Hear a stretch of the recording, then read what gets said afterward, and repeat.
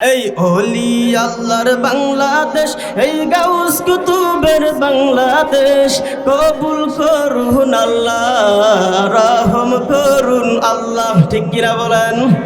এই ওলি আল্লাহর বাংলাদেশ, এই গাউস কুতুবের বাংলাদেশ, রহম করুন আল্লাহ, রহম করুন আল্লাহ। এই শাহ জালালের বাংলাদেশ, শাহ পরানের বাংলাদেশ, তাদের ত্যাগের উসিলাতে, তাদের ত্যাগের উসিলাতে কবুল করুন আল্লাহ, রহম করুন আল্লাহ। এই ওলি আল্লাহর বাংলাদেশ, এই গাউস কুতুবের বাংলাদেশ, রহম করুন আল্লাহ, রহম করুন আল্লাহ। যেরকম ঠিক কিনা? আমরা চাই কি চাই না? আমার বন্ধুরা, আমার ভাইরা, বাংলাদেশে কোরআনের রাজ কায়েম হয়ে যাক। শুধু বাংলাদেশে না, সারা পৃথিবীর মধ্যে কোরআনের রাজ কায়েম হয়ে যাবে। আমার বন্ধুরা, কোরআনের কথা, যার যার ধর্মের কথা সে মন খুলে বলবে, কোনো বাধা প্রদানকারী থাকবে না। কোরআনের রাজ সারা পৃথিবীতে কায়েম হয়ে যাক। ধর্ষণ থাকবে না, চুরি থাকবে না, ডাকাতি থাকবে না, এমন সমাজ আমরা সকলেই চাই কি চাই না? কারা কারা চাই? দুহাত তুলে আল্লাহকে দেখা, লিল্লাহে তাকবীর। আমার ভাইয়েরা হাত নামান, একটু খেয়াল করেন। কোরআনের রাজ তারা চাইবে না যারা চুরি করে, কোরআনের রাজ তারা চাইবে না যারা দুর্নীতি করে, কোরআনের রাজ তারা চাইবে না যারা ধর্ষণ ইফটিজিং এ অভ্যস্ত, কোরআনের রাজ তারা চাইবে না যারা রাষ্ট্রের সম্পদ চুরি করে, এতিম অসহায় মানুষদের সম্পদ চুরি করে, নিজের ভুঁড়ি মোটা করে। এরা কখনো কোরআনের রাজ কায়েম করতে দেওয়া হবে এটা চাইবে না, কিন্তু আমাদেরকে চাইতে হবে। যুবক ভাইরা আমার, আজকে কিছু কথা বলে যাই। ইসলামের পথ এটা ফুল বিছানো পথ নয়, এটা কাঁটাযুক্ত পথ। কাঁটাযুক্ত পথ পাড়ি দিয়ে রক্ত রঞ্চিত করে এরপর আমাদেরকে ফুল বিছানো পথে পা রাখতে হবে। জোরে বলেন ঠিক কিনা? এটা দিন এত সহজে আসে নাই, রক্তে ঝরানোর পরে এদিন এসেছে। আজকে উলামায়ে কেরাম মন খুলে কথা বলে, এত সহজেও পারে নাই। যখন আমার বন্ধুরা স্বৈরাচারের বিদায় হয়, আমার ভাইরা আবাবিল নামক এক ঝাঁক ছাত্র জনতা আল্লাহ পাক পাঠিয়ে দিয়ে স্বৈরাচার মুক্ত বাংলাদেশ করেছে। ঠিক কিনা? জোরে কোন। বিসমিল্লাহির রহমানির রহিম। হুয়াল্লাযী আরসালা রাসূলাহু বিল-হুদা ওয়া দীনিল হাক্কি লিইয়ুযহিরাহু আলাদ-দীনি কুল্লিহি ওয়া কাফা বিল্লাহি শাহীদা।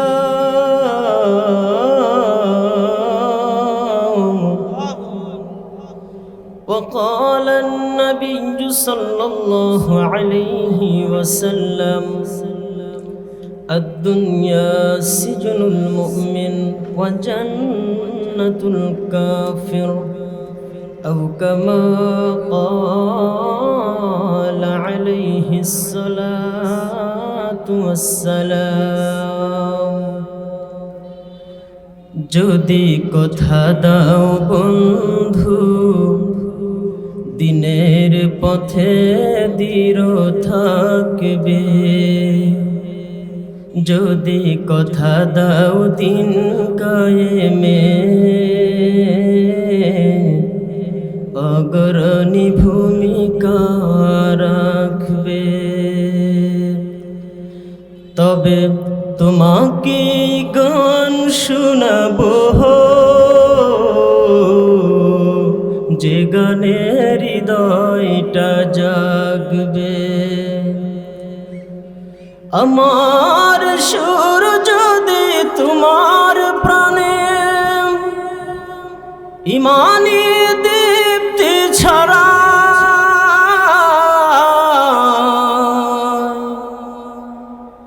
আমার সুর যদি তোমার প্রাণে জিহাদি প্রেরণা যোগায়,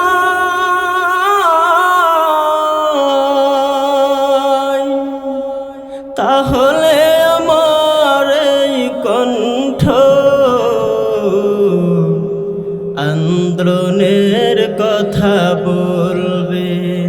যদি কথা দাও বন্ধু দিনের পথে অটল থাকবে, যদি কথা দাও দিন কায়েমে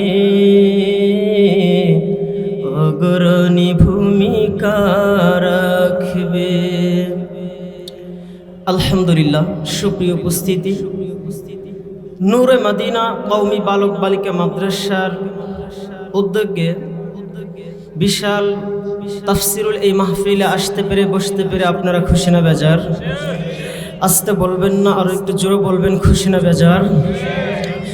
যদি খুশি থাকেন তবে ওই আল্লাহ তাআলার শুকর আদায় করছি, যিনি ফিতনার এই জামানায় হাজারো ব্যস্ততা থেকে ফারেক করে সুন্দর এই পরিবেশে আপনাকে আমাকে যাচাই বাছাই করে আসবার মতো বসবার মতো তৌফিক দিয়েছেন। সকলেই সেই রবের নিকট শুকর আদায় করছি, বলুন আলহামদুলিল্লাহ। সেই নবীর শানে সকলেই দরুদ ও সালাম পাঠ করছি, যিনি ছিলেন বিশ্ব মানবতার মুক্তির দূত, উম্মতের কান্ডার, রহমতের ভান্ডার। সকলেই পড়ুন সাল্লাল্লাহু আলাইহি ওয়াসাল্লাম। সুপ্রিয় উপস্থিতি, আমি আপনাদের সম্মুখে পবিত্র কুরআনুল কারীমের 114খানা সূরার মধ্য হইতে 48 নম্বর সূরা সূরাতুল ফাতহের 28 নম্বর আয়াতে কারিমা আমি তেলাওয়াত করেছি। বিভিন্ন ঘটনা আপনারা শুনেছেন, কিন্তু আজকে আমরা এতটুকু শুনবো এবং বুঝবো যে বিশ্বনবী জনাবে মুহাম্মদুর রাসূলুল্লাহ সাল্লাল্লাহু আলাইহি ওয়াসাল্লাম পৃথিবীর জমিনে কোন উদ্দেশ্যে এসেছিলেন এবং কি জন্য এসেছিলেন। প্রিয় মুহতারাম হাজিরিন, আল্লাহ পাক রব্বুল আলামিন আমার আপনার নবীকে যখন পৃথিবীতে পাঠাইলেন, দুইটা গুণ সহ পৃথিবীতে পাঠাইছেন। জোরে বলেন, কয়টা গুণ সহ? দুইটা গুণ সহ আল্লাহ রব্বুল আলামিন পৃথিবীর জমিনে আমার আপনার হাবিবকে পাঠিয়েছেন। কেন পাঠাইলেন? অন্ধকার একটি যুগ ছিল, যেই যুগের বর্বরতা, খুন, গুম, রাহাজানি, হত্যা, ধর্ষণ চলতো অহরহর। এই অন্ধকার যুগ থেকে এই মানুষগুলোকে ফিরিয়ে আলোর পথ দেখানোর জন্য আলোকবর্তিকা হয়ে আলোর বার্তা নিয়ে আগমন করেছিলেন বিশ্বনবী জনাবে মুহাম্মদুর রাসূলুল্লাহ সাল্লাল্লাহু আলাইহি ওয়াসাল্লাম। আপনারা সকলে একটু আল্লাহর নামে তাকবীর দিবেন, পারবেন না ইনশাআল্লাহ? লিল্লাহি তাকবীর, লিল্লাহি তাকবীর, লিল্লাহি তাকবীর। আল্লাহর নামে তাকবীর দিতে কি ভয় লাগে? ভয় নাই। আমার প্রিয় বন্ধুরা, আমার ভাইরা, আল্লাহ পাক রব্বুল আলামিনের নামে তাকবীর হবে, এমন তাকবীর মুক্ত বাতাসে মুক্তভাবে তাকবীর হবে, আল্লাহর নামে স্লোগান হবে, এমন স্লোগান হবে যে সারা বিশ্বের মধ্যে আজকে যত মুসলমানরা নির্যাতিত হচ্ছে, আপনার আমার আল্লাহু আকবারের আওয়াজ শুধু ঢাকার এই গাজীপুর অবস্থান করবে না, ঢাকা থেকে সারা বাংলাদেশে ছড়িয়ে ছিটিয়ে পড়বে। শুধু তাই নয়, আল্লাহু আকবারের এই ধ্বনিটা বাংলাদেশ থেকে মিয়ানমার সহ, আফগানিস্তান, রাশিয়া, আমেরিকা সহ গোটা বিশ্বের মধ্যে যখন আল্লাহু আকবারের ধ্বনি ছড়িয়ে পড়বে, আমার ভাইরা, মুসলমানদের ঈমান সঞ্চারিত হবে, কাফের বক্ত ইহুদি খ্রিস্টানদের মসনদ তসনস করে ভাঙা শুরু হয়ে যাবে। জোরে বলেন ঠিক কিনা? আমার ভাইরা, সে আল্লাহর নামে তাকবীর দিতে কোনো কৃপণতা রাখা যাবে? আমার বন্ধুরা, আমার ভাইরা, পৃথিবীর জমিনে সমস্যা যেখানে সমাধান সেখানে আছে না নাই? যেখানেই সমস্যা সেখানেই সমাধান যদি দিতে পারে একমাত্র আল্লাহ পাক রব্বুল আলামিনের নাজিলকৃত কালামুল্লাহ শরীফ আল কোরআনের মাধ্যমে সমস্ত সমস্যার সমাধান হওয়া সম্ভব। যেরকম ঠিক কিনা? সমাধান চাও যদি জীবনে মরণে, ফিরে যাও খুঁজে নাও, চোখ রাখো কোরআনে। যারা পারেন আমার সাথে পড়ুন, সমাধান চাও যদি জীবনে মরণে, ফিরে যাও খুঁজে নাও, চোখ রাখো কোরআনে। তবেই পাবে সুখ শান্তির ঠিকানা, তবেই পাবে সুখ শান্তির ঠিকানা, যদি মেনে নাও তুমি মনে প্রাণে। সমাধান চাও যদি জীবনে মরণে, ফিরে যাও খুঁজে নাও, চোখ রাখো কোরআনে। এত চির অম্লান চির মুকুতির ডাক, এ যে মহাবাণী খোদারি কালামে পাক। এই দুনিয়ায় আর সেই দুনিয়া, এই দুনিয়ায় আর সেই অশান্তি দূর করে শান্তি আনে। সমাধান চাও যদি জীবনে মরণে, ফিরে যাও খুঁজে নাও চোখ রাখো কোরআনে। এ বাণী সকলের নয় শুধু মুমিনের, যারাই চলবে মেনে ফল পাবে কোরআনের। ঠিক কিনা? এ বাণী সকলের নয় শুধু মুমিনের, যারাই চলবে মেনে ফল পাবে কোরআনে। ঘরে বলো কিবা রাষ্ট্রে বলো, ঘরে বলো কিবা রাষ্ট্রে বলো, অশান্তি দূর করে শান্তি আনে সমাধান। ঠিক কিনা বলেন? এই কোরআন শুধু আমার বাজান আমার বন্ধুরা শুধু ঘরের মধ্যে তেলাওয়াত করার জন্য আসে নাই, নামাজে তেলাওয়াত করার জন্য আসে নাই। এই কোরআনুল কারীম ইসলাম যেমন মুসলমানদেরকে শিক্ষা দেন অপরের প্রতি বিনয়ী হইতে হবে, এতিমের মাথায় হাত বুলিয়ে দিতে হবে। কিন্তু আজকে একটি কথা আপনারা শুনে যান, কোরআন শুধু নামাজের জন্য আসে নাই। যে ইসলাম মানুষকে সুশিক্ষায় শিক্ষিত করে বিনয়ী হতে শিখেছে, এই ইসলাম আবার যখনই কোনো কাফের বেঈমান মুনাফিক নাস্তিক গোলাপ ইসলামের বিরুদ্ধে দাঁড়িয়ে যাবে, এদের বিরুদ্ধে আবার হুঙ্কার ছেড়ে তলোয়ার দিয়ে ওদের গর্দান কল্লা থেকে দ্বিখণ্ডিত করে গর্দান উড়িয়ে দেওয়ার কথাও কোরআনে আছে না নাই? আমার ভাইরা আমার বন্ধুরা, এই কোরআন সমাজ থেকে রাষ্ট্র ব্যবস্থা পর্যন্ত প্রত্যেকটা প্রান্তে শান্তির ব্যবস্থা করে দিতে পারে। যেরকম ঠিক কিনা? আমার বাজান আমার বন্ধুরা গভীর মনোযোগ দিবেন, কোনো দিকে নজর নয়। গাজীপুরের মুসলমান কলিজার টুকরা যুবক ভাই, আমার মুরব্বী বাবাজিরা কোনো দিকে নজর দিবেন না, এদিকে একটু খেয়াল করেন। আমার বাজান আমার বন্ধুরা, কোন দুইটা গুণ সহ আল্লাহ পাক রব্বুল আমিন আমার আপনার নবীকে পৃথিবীর জমিনে পাঠাইলেন। আল্লাহ পাক রব্বুল আমিন বলেন, নবীজি তামাম বিশ্বের মানুষগুলোর মধ্যে আপনি ঘোষণা করে দেন, আমি আল্লাহ রব্বুল আলামিন দুইটা গুণ সহ আপনাকে পাঠাইলাম। ওয়াল্লাযী আরসালা রাসূলাহু বিল হুদা ওয়া দীনিল হক। ওই আল্লাহ, যেই আল্লাহ রব্বুল আলামিন আমার আপনার নবীকে দুইটা গুণ সহ পৃথিবীতে পাঠাইলেন। এক নম্বর গুণ হইল সত্য পথ এবং সঠিক দিন সহ পাঠাইলেন। লিইয়ুযহিরাহু আলাদ দীনি কুল্লিহি, যাতে করে দুনিয়ার জমিনে ধর্ম বর্ণ নির্বিশেষে সকল ধর্মের উপরে ইসলামটাই বিজয়ী হয়, তাকেই যেন বিজয়ী করা হয়। ওয়া কাফা বিল্লাহি শাহীদা।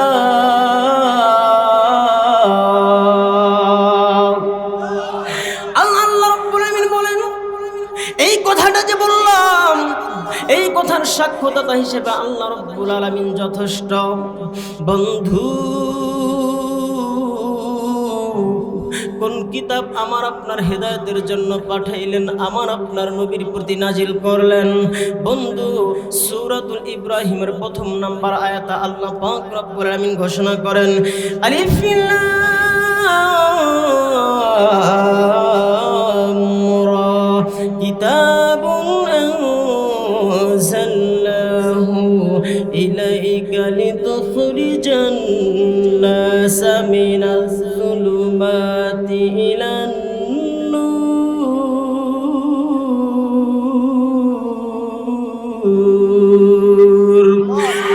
আল্লাহ পাক রব্বুল আলামিন তামাম দুনিয়ার মানুষগুলোকে কেমন যেন একটা চ্যালেঞ্জ ছুড়ে দিলেন, একটা চ্যালেঞ্জ ছুড়ে দিলেন। বন্ধুরা আমার ভাইরা, আলিফ লাম রা, এই হরফগুলোকে বলা হয় হরফে মুকাত্তাআত বা বিচ্ছিন্ন হরফ। ভাইজান, আল্লাহ পাক রব্বুল আলামিন যেন একটি চ্যালেঞ্জ ছুড়ে দিলেন, যেমনি ভাবে দুনিয়ার জমিনে কোন তাফসীরকারক, কোন জ্ঞানী, কোন সাহিত্যিক আমার বন্ধুরা এই হরফগুলোর তাফসীর কোনো ব্যাখ্যা করতে পারবে না।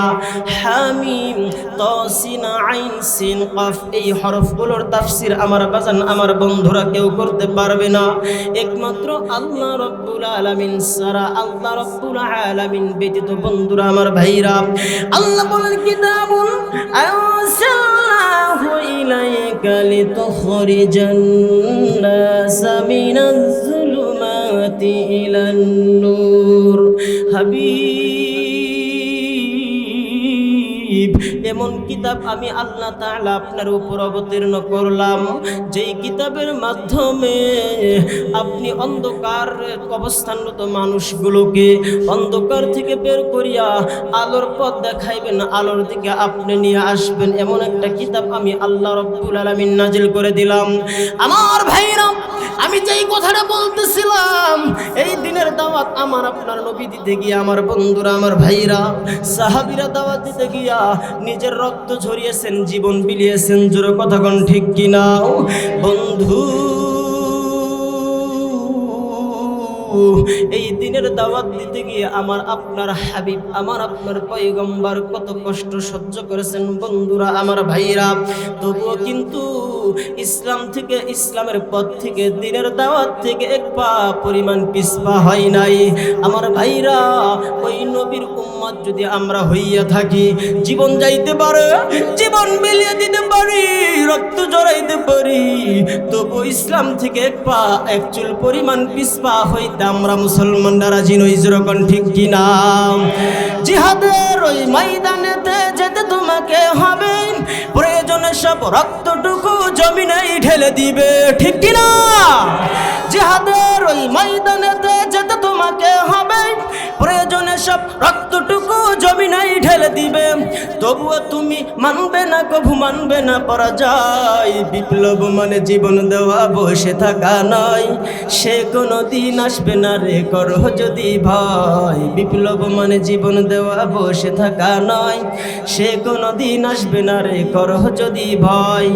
আসবে বিজয়, রক্ত আর জীবনের বিনিময়, ঠিক কিনা বলেন? আসবে বিজয়, রক্ত আর জীবনের বিনিময়। বিপ্লব মানে জীবন দেওয়া, বসে থাকা নয়, সে কোনো দিন আসবে না রে, করো যদি ভয়। কোথা থেকে কোন বিন্দেশে শকুন আমার দেশে এসে, সেবার নামে বসছে দেখো মীর জাফরের বেশে, ঠিক কিনা বলেন? কোথা থেকে কোন বিন্দেশি শকুন আমার দেশে এসে, সেবার নামে বসছে দেখো মীর জাফরের বেশে। ওদের করতে নাস্তা নাবুদ হতে হবে নির্ভয়। বিপ্লব মানে জীবন দেওয়া, বসে থাকা নয়, সে কোনো দিন আসবে না রে, করো যদি ভয়। রাজি আছেন তো ইনশাআল্লাহ? ওই আল্লাহর জন্য যে আল্লাহ আমাদেরকে জান এবং মাল দিয়েছেন, ওই আল্লাহর কাছে ফিরে যেতে হবে। আমি আপনাদেরকে একটি কথা বলতে চাই, ওই আল্লাহর জন্য জীবন দিতে, ওই আল্লাহর জন্য মাল দিতে, আল্লাহর জন্য জীবন বিলিয়ে দিতে আমাদের কি কোনো কষ্ট হবে?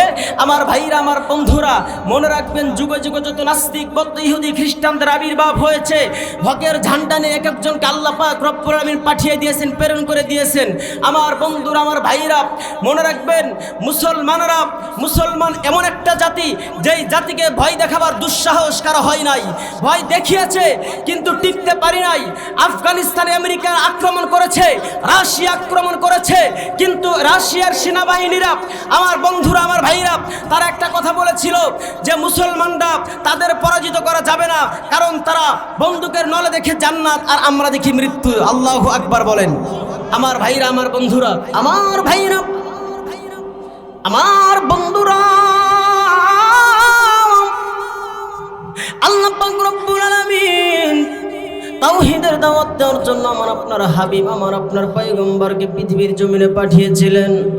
নবী নাই, সাহাবীরাও নাই, আমার বন্ধুরা, এখন দায়িত্ব উলামায়ে কেরাম এবং আমাদের মুসলমানদের উপরে এসে গেছে। ভাইজান, আল্লাহ পাক রব্বুল আলামিন এই জন্য সূরা আলে ইমরানের 4 নম্বর আয়াতে বলেন, ওয়ালতাকুম মিনকুম উম্মাতুন ইয়াদউনা ইলাল খায়র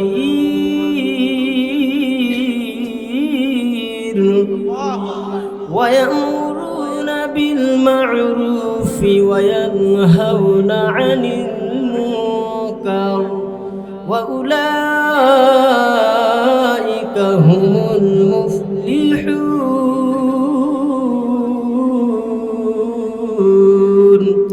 আল্লাহ পাক রব্বুল আলামিন বলেন, তাম দুনিয়ার মানুষগুলোর মধ্যে এমন একটা দল হবে, এমন একটা দল তৈরি হবে, যেই মানুষগুলো কল্যাণের দিকে মানুষদেরকে আহ্বান করবে, ডাকতে থাকবে।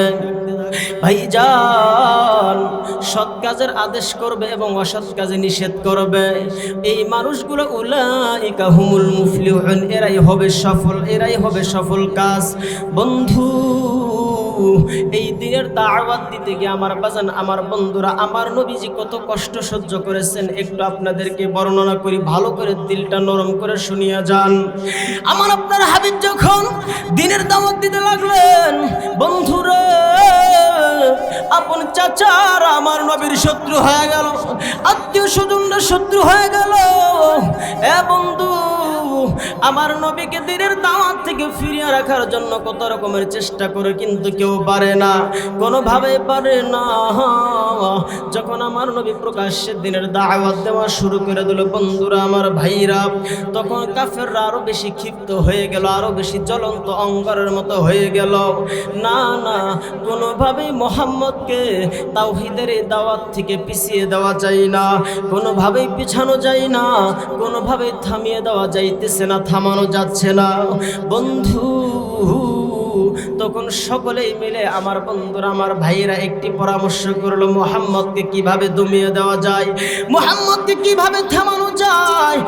বন্ধু, তখন সকলে মিলিয়া ভাই সবাই মিলে অন্য অন্য লোকদেরকে বলল, মক্কার জমিনে একজন পাগলের আবির্ভাব হয়েছে, একজন পাগল আসছে, সে কি যেন দিন ধর্মের কথা বলে, আমরা বুঝি না, আখিরাতের কথা বলে, যেইগুলো দেখা যায় না, যেইগুলো বিশ্বাস করার মতো কিছুই নয়, এমন দিন এমন ধর্মের কথা আমাদেরকে শোনাইতে চায়, কিন্তু এগুলো কেউ বিশ্বাস করবে না, সে হলো একটা পাগল।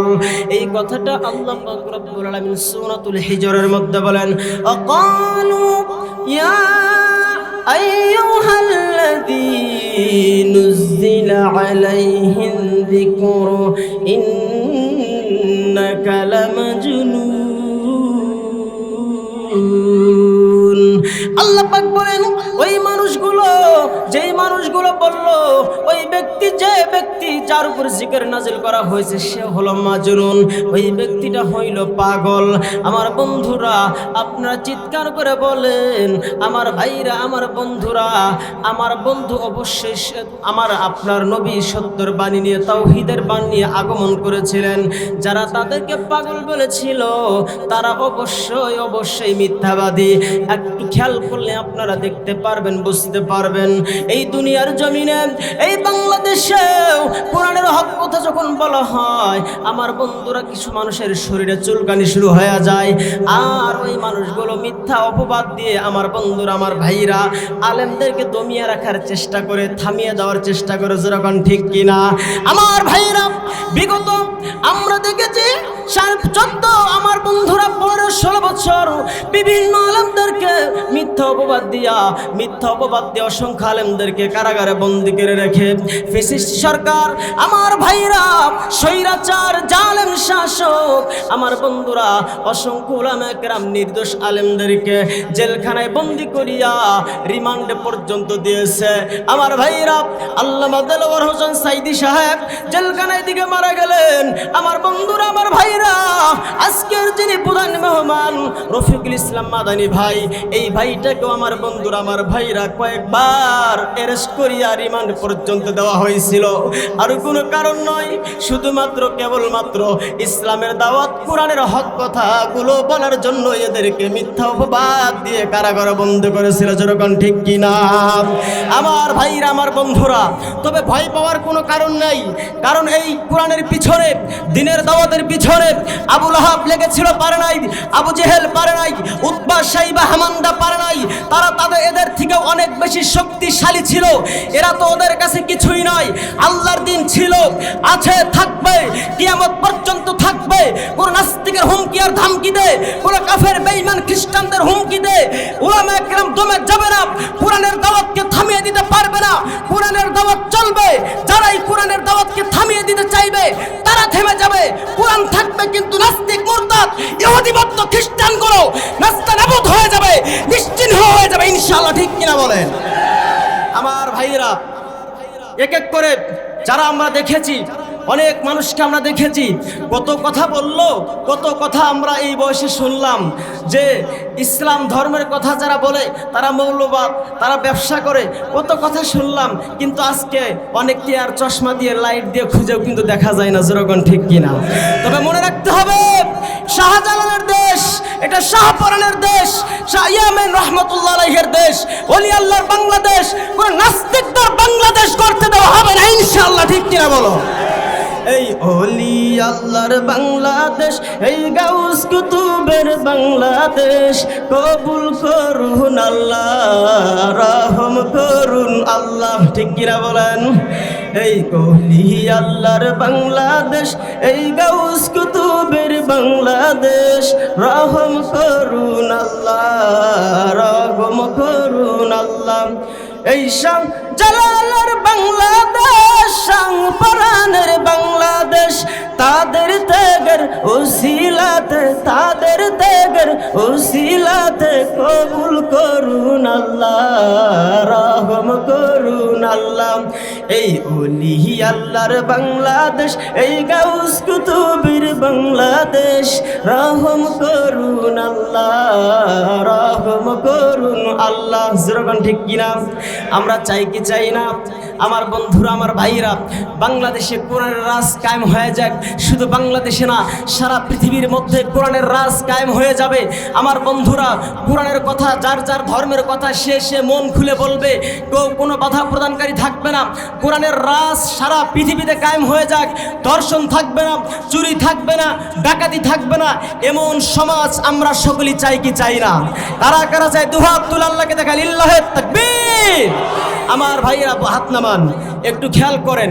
কোরআনের রাজ তারা চাইবে না যারা চুরি করে, কোরআনের রাজ তারা চাইবে না যারা দুর্নীতি করে, কোরআনের রাজ তারা চাইবে না যারা ধর্ষণ ইফটিজিং এ অভ্যস্ত, কোরআনের রাজ তারা চাইবে না যারা রাষ্ট্রের সম্পদ চুরি করে, এতিম অসহায় মানুষদের সম্পদ চুরি করে নিজের ভুঁড়ি মোটা করে। এরা কখনো কোরআনের রাজ কায়েম করতে দেওয়া হবে এটা চাইবে না, কিন্তু আমাদেরকে চাইতে হবে।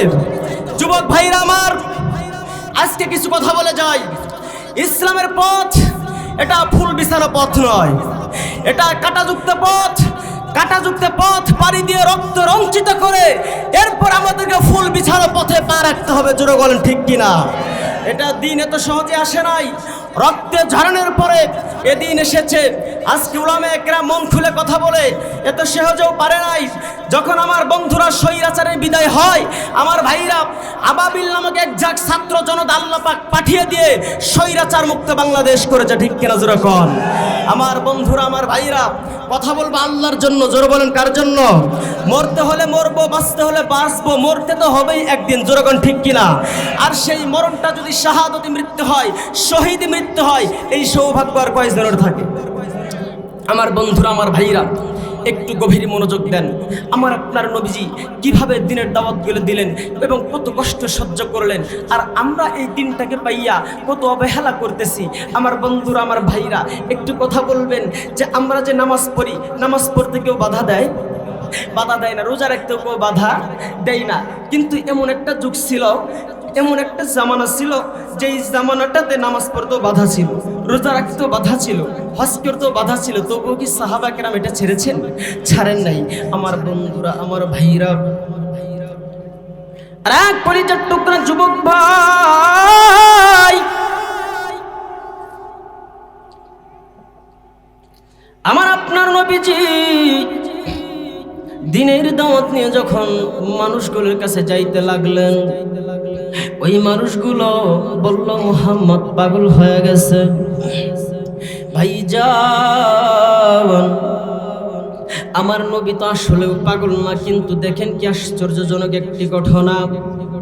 যখন ওই কাফিররা অন্য মানুষদেরকে বলল মুহাম্মদ পাগল, তখন এই লোকগুলো চিন্তা করলো কে এমন পাগল, পাগলটাকে তো একটু দেখা দরকার। যেরকম ঠিক কিনা? আপনারা ভেবে দেখেন, আপনাদের রাজেন্দ্রপুর এই বাজারে যদি একটা পাগল আসে, আমাদের সকলের মন চাইবে যে পাগলটাকে একটু দেখে আসি। এ বন্ধু, দূর দূরান্ত থেকে আগত মানুষগুলো নবী মুহাম্মদকে পাগল ভেবে দেখতে আসলো।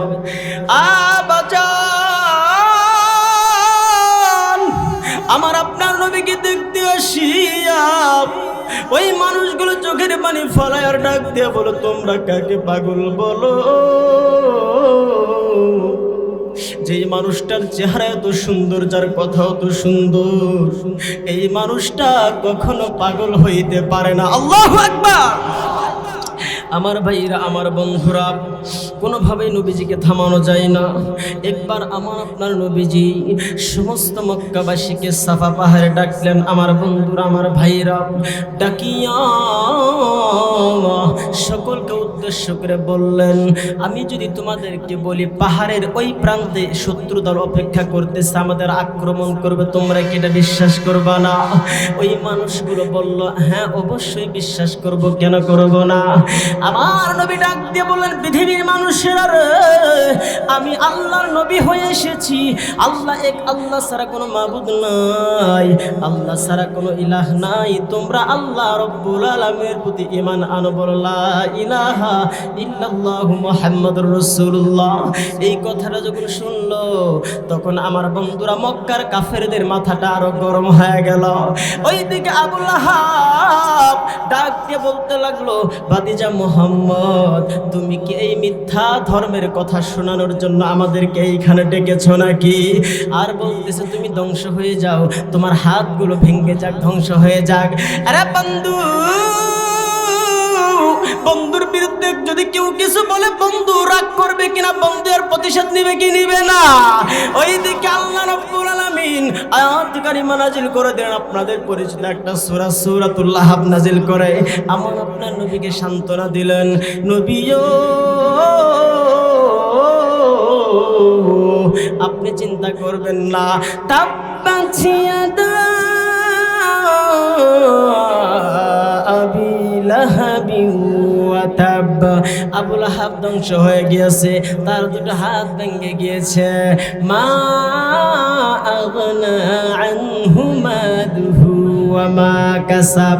তার কাজে আসে নাই, তার কোনো সম্পদ কাজে আসে নাই, সে যা কামাই করেছিল সেগুলো কোনো কাজে আসে নাই।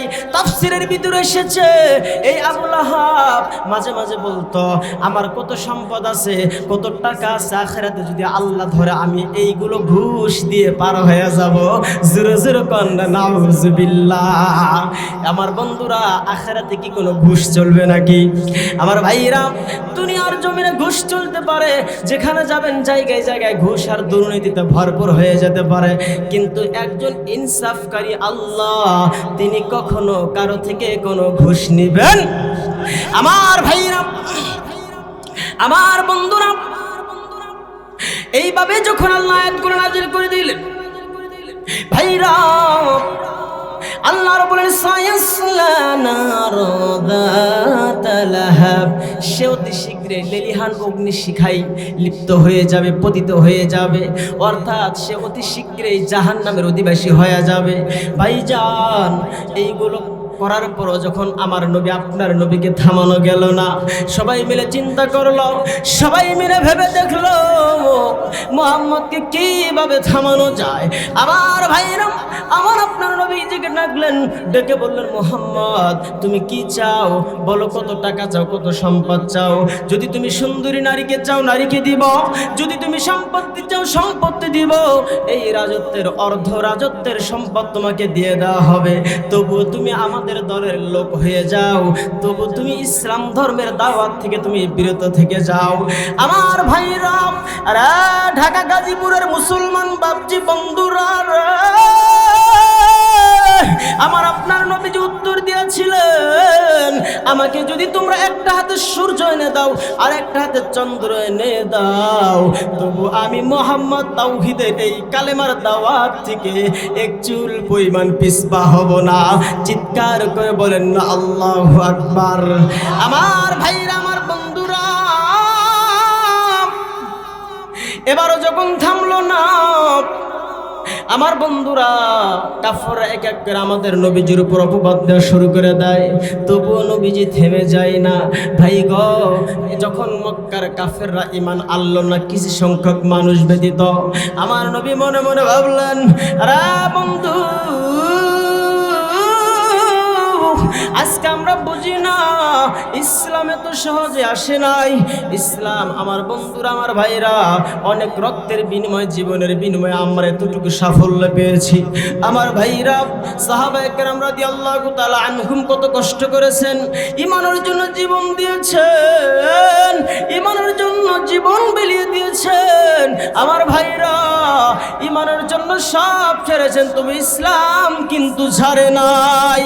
আমার ভাইরা, আমার বন্ধুরা, ওমর রাদিয়াল্লাহু তাআলা আনহুর সময় একটি বৈঠক বসেছিল।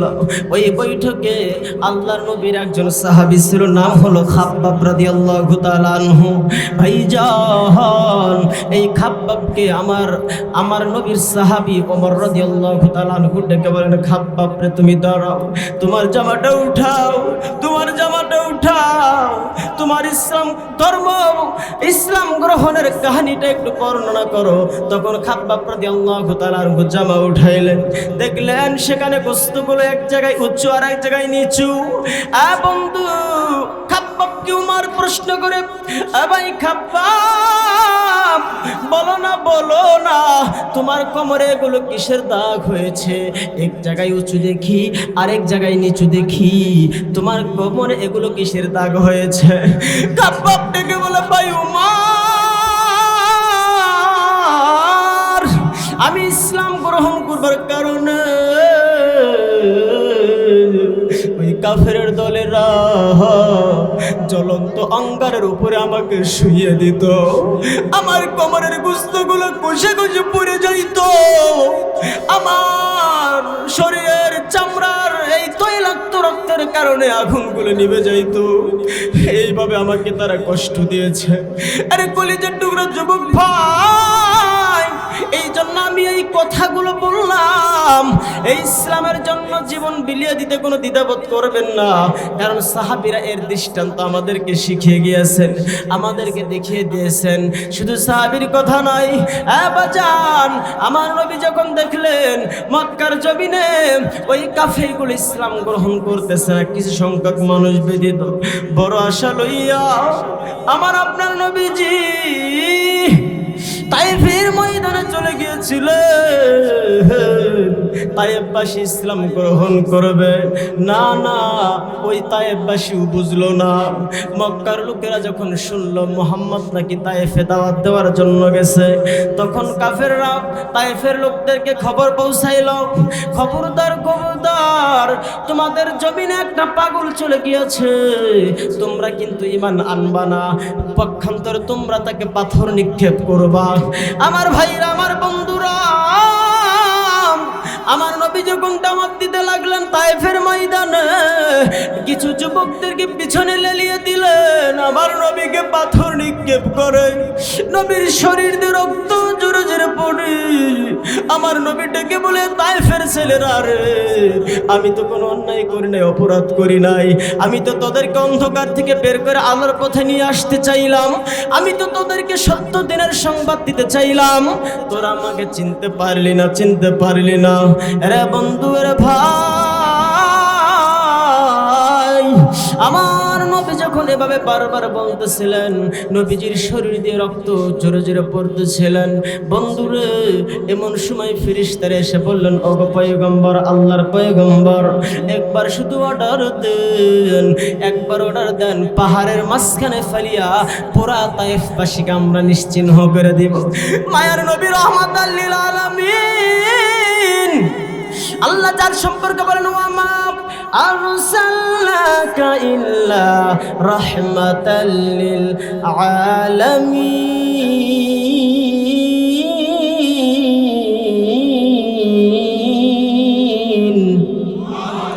আল্লাহ যার সম্পর্কে বলছে তিনি সারা বিশ্ববাসীর জন্য, তামাম পৃথিবীর জন্য যিনি রহমত স্বরূপ। আমার বন্ধুরা, ওই নবী আমার, ওই পয়গম্বর তো কারো প্রতি সে প্রতিহিংসার আগুন জ্বালাইতে পারে না।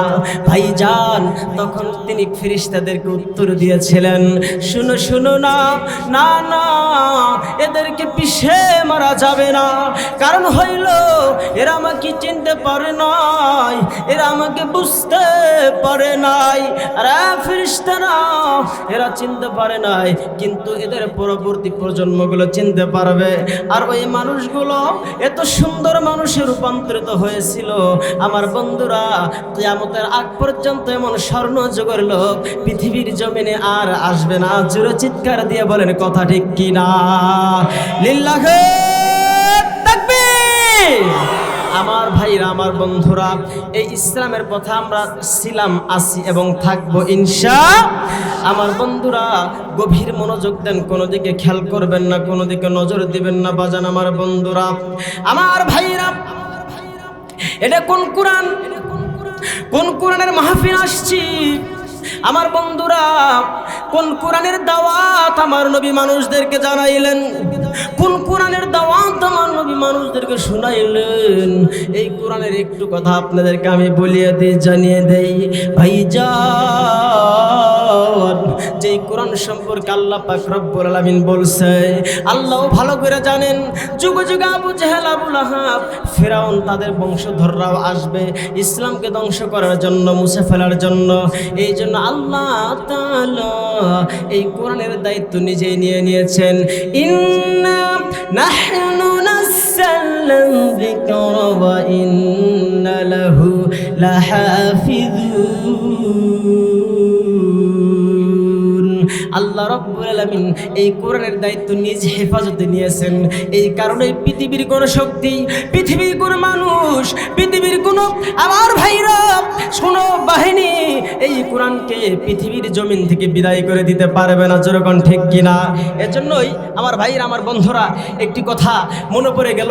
একজন হিন্দু কবি, সে হিন্দু, তারপরও একটি কথা বলেছিলেন এই কোরআন নিয়ে। কি বলেছিলেন? যদি আগুন লাগে ধ্বংস হয়ে যায়, যদি আগুন লাগে ধ্বংস হয়ে যায় পৃথিবীর সব বইয়ের দোকান, তবু বিশ্ব থেকে হারাবে না পবিত্র কোরআন। ঠিক কিনা বলেন? তবে বিশ্ব থেকে হারাবে না পবিত্র কোরআন। করবে কেমন করে কোরআন ধ্বংস? আগুনের দেশ আছে বিশ্ব জুড়ে অগণিত হাফেজে কোরআন, তারা সাফাইয়া আসমানি কিতাব, সাফাইয়া আসমানি কিতাব, বাঁচাইবে ইসলামের মান, বাঁচাইবে ইসলামের মান, তবু বিশ্ব থেকে হারাবে না পবিত্র কোরআন। যেরকম ঠিক কিনা? আমার ভাইরা, আমার বন্ধুরা, শেষে একটি কথাই বলে যেতে চাই, এই কোরআন বিশ্ব থেকে হারাবে না। যারা হারাতে চাবে তারাই হারায়া যাবে। আমার বন্ধুরা, আমার ভাইরা, আজকের মাহফিলের যিনি প্রধান মেহমান, আমার বন্ধুরা, আমার ভাইরা, তাকে নিয়ে ছোট্ট একটা কথা না বললেই নয়। আমার বন্ধুরা, আমার ভাইরা, বারবার যিনি কারা নির্যাতিত হয়েছেন, বারবার যাকে কারা নির্যাতিত করেছেন, রিমান্ডে পর্যন্ত নিয়েছেন, সে কিন্তু তার স্ত্রীর জন্য কারা নির্যাতিত হয় নাই। শুধু তাই নয়, দেশবরণ্য উলামায়ে কেরাম, আল্লামা মামুনুল হক সাহেব সহ, সাখাওয়াত হোসেন রাজি সাহেব সহ, আমির হামজা সহ, আল্লামা দেলাওয়ার হোসেন সাইদি সাহেব সহ অসংখ্য আলেমদেরকে জেলখানায় বন্দী করেছিল। সন্তানের জন্য জেলখানে নাই, বিবি বাচ্চার জন্য খাটে নাই, ইসলামের জন্য, কোরআনের জন্য, আল্লাহর জন্য খেটেছেন। পক্ষান্তরে যারা তাদেরকে মিথ্যা অপবাদ দিয়ে জেলে ভরিয়েছিলেন, তাদেরকে দেশান্তর করেছেন। আর সেই মানুষগুলিকে আজকে লক্ষ লক্ষ মানুষের সামনে সম্মানে উজ্জীবিত করে দিয়েছেন আল্লাহ তাআলা। যেরকম ঠিক কিনা? এবার পথে আপনারাও থাকেন। শেষ কথা, শেষ কথা, ইসলামের জন্য, আল্লাহর জন্য, আল্লাহর নবীর জন্য যদি কখনো উলামায়ে কেরামের পক্ষ থেকে ডাক আসে জীবন বিলিয়ে দেওয়ার জন্য, স্ত্রীকে বিধবা করে, সন্তানকে এতিম করে, বিবি বাচ্চাকে রেখে আল্লাহ আল্লাহ নবীর জন্য, কোন বন্ধু, কোন আশিক রাসূল আল্লাহ আল্লাহ নবীর জন্য জান দেওয়ার জন্য প্রস্তুত? দুহাত তুলে আল্লাহকে দেখান। আমার ভাইরা, আমার বন্ধুরা, আল্লাহ তাআলা আমাদের সকলকে সহি বুঝ দান করেন। প্রিয় ভাইরা আমার, আল্লাহ পাক রব্বুল আলামিন আমাদের সকলকে, আল্লাহ তাআলা রব্বুল আলামিন তার দেওয়া এই পথ, তার পাঠানো এই কালামুল্লাহ শরীফের উপর আমরা যেন পরিপূর্ণভাবে চলতে পারি। আলোচনা আরও অনেকেই ছিল, যাই হোক অনেক ওয়াইজিনরা রয়েছেন, এখানে এমনও আলেম রয়েছেন। আল্লাহু আকবার, আল্লাহু আকবার, যাদের পায়ের ধুলি গোনার যোগ্য আমি না। প্রিয় মুহতারাম হাজিরিন, তবুও ছোট্ট মানুষ, বিভিন্ন জায়গায় প্রোগ্রাম করতে হয়। আপনাদের কাছে দোয়া চেয়ে, খাস দোয়া চেয়ে, গাজীপুর ঢাকাবাসী, আল্লাহ আপনাদেরকে ইসলামের জন্য কবুল করুক, দ্বীনের জন্য কবুল করুক। সেই সাথে দোয়া করি জুলাই আগস্টের বিপ্লবে হাজারো শহীদ ছাত্র ভাই এবং পঙ্গু হয়ে থাকা হাজার হাজার ছাত্র ছাত্রী ভাইদের জন্য আল্লাহ পাক সকল শহীদদেরকে জান্নাতের সুউচ্চ মাকাম দান করুন। আমিন।